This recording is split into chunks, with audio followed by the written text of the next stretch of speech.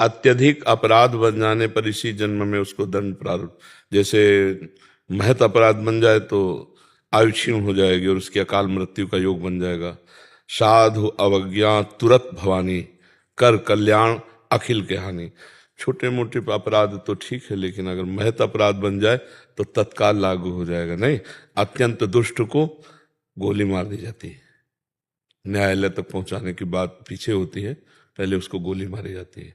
नहीं तो न्यायालय कानून के अनुसार फिर अपराधी को फांसी या सजा मिलती है, लेकिन अत्यंत दुष्ट जैसे आतंकवादी है, क्योंकि अगर उनको चांस मिला तो फिर तो उनको मृत्यु दंड ही उनका सच्चा मार्जन है उनके अपराध का। तो जब महत अपराध बन जाता है तो फिर इसी जन्म में लागू हो जाता है, और साधारण अपराध बनते हैं शुभ अशुभ तो वो उसके चलते रहते हैं, फिर भगवान देते हैं, क्योंकि अनंत जन्मों का हिसाब किताब है। तो हमें लगता है कि इस कानून को ऐसा ना समझा जाए कि गलत है। नहीं, हमारी भारतीय संविधान में भी देखो, सबको तुरंत दंड मिल जाता है क्या?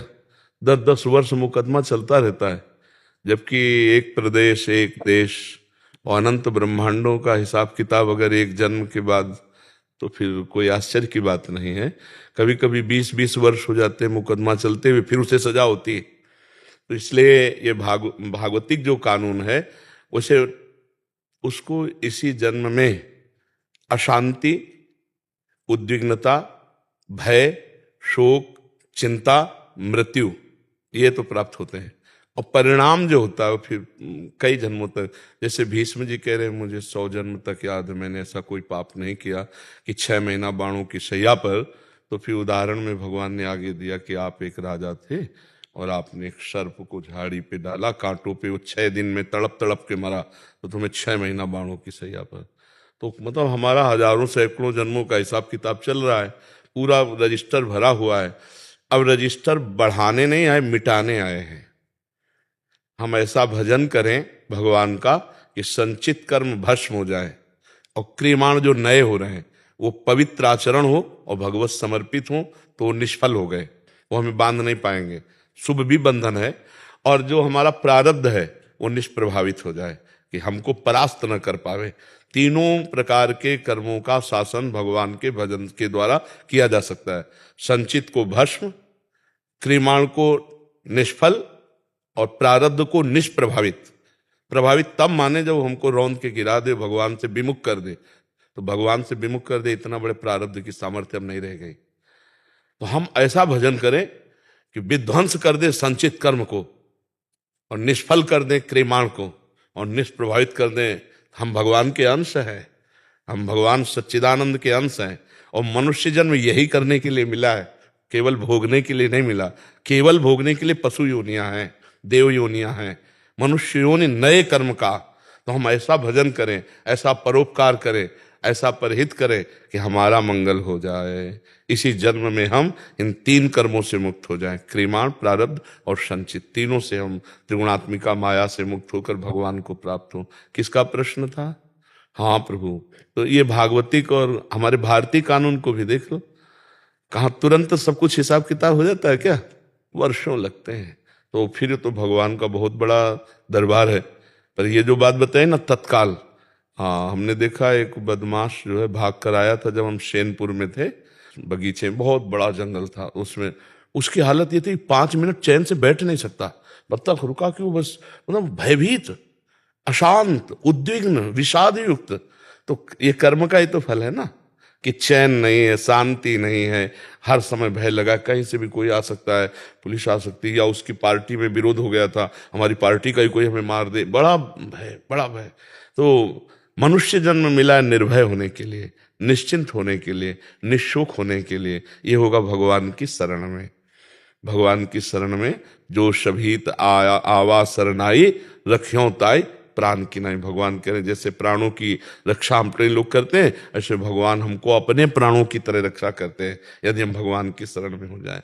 तो निर्भय होकर कोई पाप तो नहीं कर सकता ज्यादा दिन, भयभीत, शोक मगन, चिंता और ये सब। और जब पाप बढ़ गया तो किसी के मारने की जरूरत नहीं, वो अपनी भी मौत मर जाता है, बहुत दुर्गति होती है।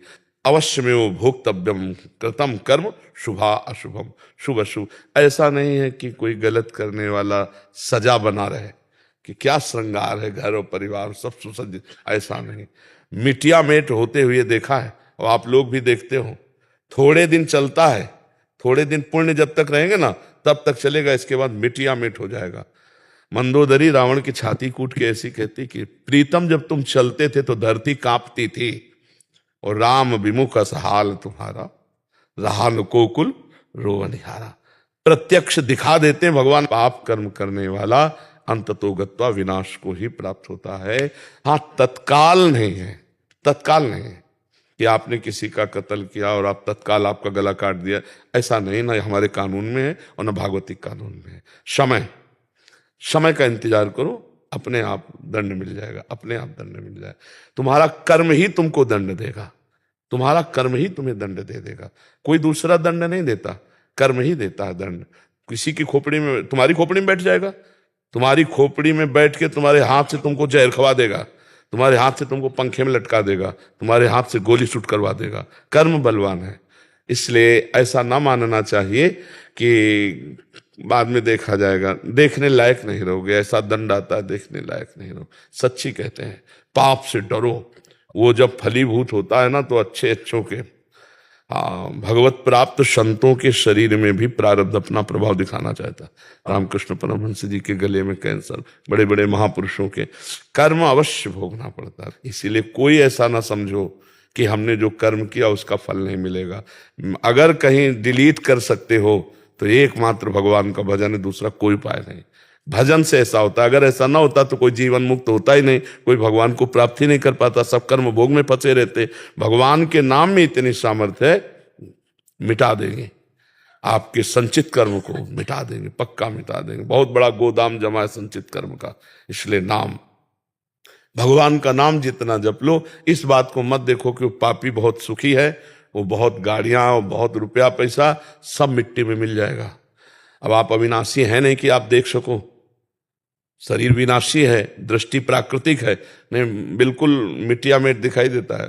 एक दो नहीं, कई उदाहरण हमने देखे, कई उदाहरण देखे।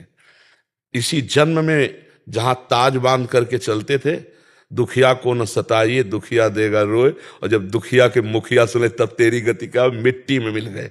इसलिए बहुत कर्म किसी को बख्शता नहीं है। इसलिए मत सोचो कि हमारा पाप कर्म कोई जान नहीं पाया, जान नहीं पाया, लेकिन सरकारी बैंक में जमा ब्याज सहित मिलेगा तुम्हें। अगर मिटा सकते हो तो भजन के द्वारा मिटा दो, नहीं तो भोगना पड़ेगा। अभी मिटा दो, निकल पड़ा तो भजन करते हुए भी भोगना पड़ेगा। ये भी बात है।